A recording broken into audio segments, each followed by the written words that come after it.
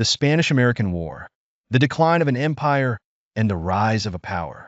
The year 1898 marked a turning point in global history.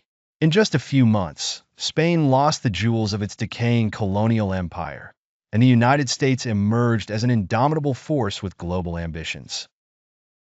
The Spanish-American War, seemingly brief and limited, was a conflict filled with political tensions, human sacrifices, and decisions that would alter the course of two nations.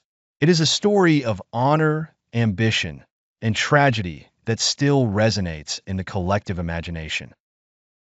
Context: a declining empire and a rising nation at the end of the 19th century, Spain was caught in the twilight of its imperial glory.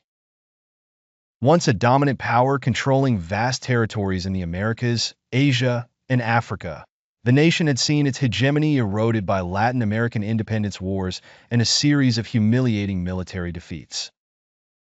What remained of its empire, Cuba, Puerto Rico, the Philippines, and Guam, was under fragile control, constantly threatened by rebellions and internal tensions. Among these possessions, Cuba was the most problematic. The island, rich in resources and strategically located in the Caribbean, had become both a symbol of imperial pride and conflict.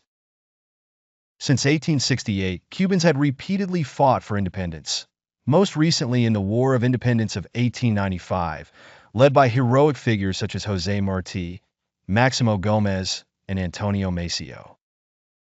Spain responded brutally, using reconcentration tactics that displaced hundreds of thousands of Cuban peasants in camps where many died from hunger and disease. These atrocities, widely reported, caused worldwide outrage. Meanwhile, the United States watched the events with growing interest. Though officially neutral, its geographical proximity to Cuba and increasing investments on the island created constant pressure to intervene. Adding to this was a sensationalist press that inflamed public opinion with headlines like "Spain massacres innocent Cubans" and "Horrors on the captive island." Newspaper magnates Joseph Pulitzer and William Randolph Hearst competed for readers, fueling a climate of nationalist fervor and hatred toward Spain.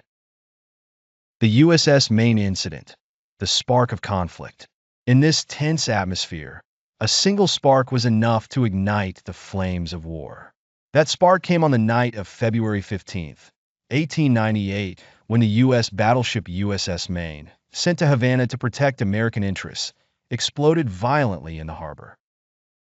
The explosion, which killed 266 sailors, plunged the nation into mourning and fury. Though the exact cause was never confirmed, theories range from an internal accident to a mine planted by Spanish forces or even Cuban insurgents. The American press wasted no time blaming Spain. The slogan, "Remember the Maine? To hell with Spain," became a rallying cry. President William McKinley, initially reluctant to intervene militarily, sought diplomatic solutions. But the pressure was overwhelming. Congress and public opinion demanded a response. Finally, on April 25, 1898, the United States declared war on Spain. Thus began a conflict that would redefine the balance of power in the Atlantic and Pacific. The war in the Caribbean. The fight for Cuba, the main theater of the conflict, was the Caribbean, with Cuba becoming the epicenter of the war. From the outset, it was clear that the U.S. Navy would be key to victory. Spain, while maintaining a considerable ground force, lacked a modern fleet capable of facing U.S. battleships. The Blockade of Santiago de Cuba. In May 1898, the Spanish fleet, led by Admiral Pascual Cervera, was trapped in Santiago de Cuba Bay. The U.S. Navy, commanded by Admiral William T. Sampson, imposed a strict blockade, cutting off supplies and leaving the Spanish forces in a desperate situation. Meanwhile, U.S. troops landed on the island, facing both the Spanish army and the harsh tropical climate. On July 1, 1898, U.S. forces fought the Battle of San Juan Hill, one of the war's most famous engagements. It was here that the Rough Riders, a volunteer unit led by the charismatic Theodore Roosevelt, heroically charged Spanish positions. Though the U.S. victory was costly, it marked a turning point. The outnumbered and outgunned Spanish soldiers retreated toward Santiago. The final naval battle. On July 3, 1898, in a desperate attempt to break the blockade, Cervera's fleet sailed out of Santiago. What followed was a massacre. The outdated and poorly equipped Spanish ships were destroyed one by the U.S. Navy's guns. Cervera, wounded and defeated, was captured along with many of his men. By July 17th, Santiago de Cuba had capitulated. By then, it was evident that Spain could no longer sustain the war in the Caribbean. Cuba, the Pearl of the Antilles, was effectively under U.S. control. The Spanish-American War, the decline of an empire, and the rise of a power. The Pacific Front, the fall of the Philippines. While attention was focused on the Caribbean, the Pacific also became a crucial theater. The Philippines, another Spanish colonial stronghold, became a target for the United States from the outset of the war. The archipelago was a strategic enclave for trade and Pacific control. On May 1, 1898, the U.S. fleet, led by Commodore George Dewey, engaged the Spanish squadron in the Battle of Manila Bay. In less than 7 hours, the Spanish Navy was annihilated, losing nearly all its ships. Dewey, who became a national hero, triumphantly declared, "We did not lose a single man." This victory secured U.S. control of the Pacific and marked the beginning of the end of Spanish rule in Asia. However, the situation in the Philippines was not straightforward. Filipino revolutionaries, led by Emilio Aguinaldo, saw the United States as a potential ally in their quest for independence. For a brief period, they fought alongside the U.S. against Spanish forces.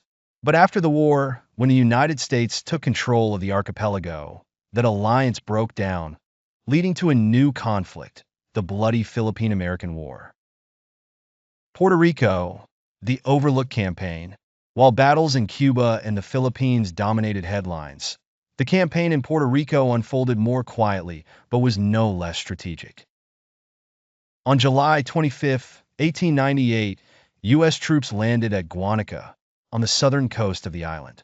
Although Spanish forces offered resistance at certain points, U.S. superiority was overwhelming. Within weeks, nearly the entire island was under American control.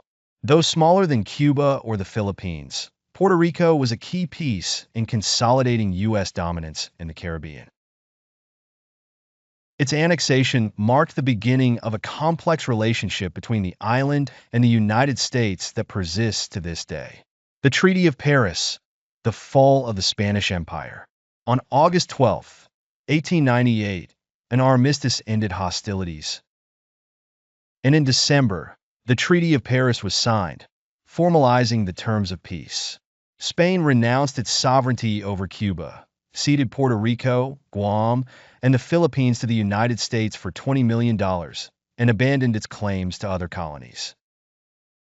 It was a humiliating end for an empire that had once dominated the world. The consequences of the war. For Spain, the end of an era. The defeat marked the end of Spain as an imperial power. The loss of its last colonies plunged the country into a profound economic and moral crisis. However, it also freed Spain from the costly obligations of maintaining an empire, allowing the nation to focus on internal reconstruction, a process that would continue through the 20th century. For the United States, the birth of an empire. For the United States, the Spanish-American War was a turning point. The acquisition of new territories transformed the nation into a global power with a presence in both the Caribbean and the Pacific. The conflict also sparked an internal debate over the role of the U.S. as a colonial power, a debate that would shape its foreign policy in the decades to come. The decline of one empire and the rise of another. On December 10, 1898, Spain and the United States met in Paris to sign a treaty that, on the surface, seemed like a simple document to formalize the end of a brief war. But in reality, that paper was much more than ink and words. It symbolized the end of over 4 centuries of Spanish supremacy in the world and the beginning of a new era of American domination. For Spain, it was a bitter farewell, a humiliation that marked the end of a glorious empire, built with blood and sacrifice but sustained for too long on fragile threads. For the United States, it was the first step toward its manifest destiny of global leadership. The inevitability of Spanish defeat.